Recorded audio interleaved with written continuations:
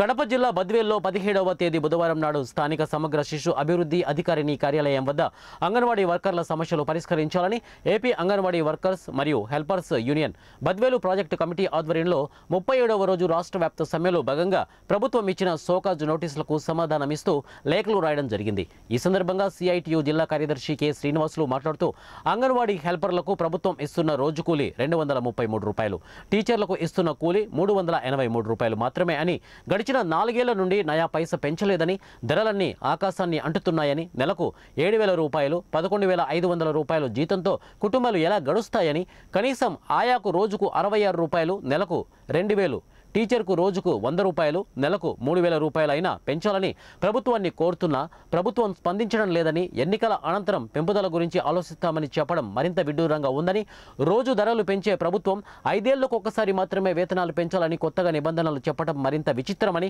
వేలాది కోట్ల రూపాయలు దుబారా చేసే ప్రభుత్వం అంగన్వాడీల వేతనాలు ఇవ్వడానికి ముందుకు రాకపోవడం బాధాకరమని, వేల కోట్ల రూపాయల అవినీతికి పాల్పడే పాలక పార్టీల నేతల అంగన్వాడీ ఆకలి మంటలు చూడకపోవడం గర్హనీయం. ఇక ప్రభుత్వం అహంకారంతో వ్యవహరిస్తోంది, మొండి పట్టుదలకు పోతోందని వారు అన్నారు.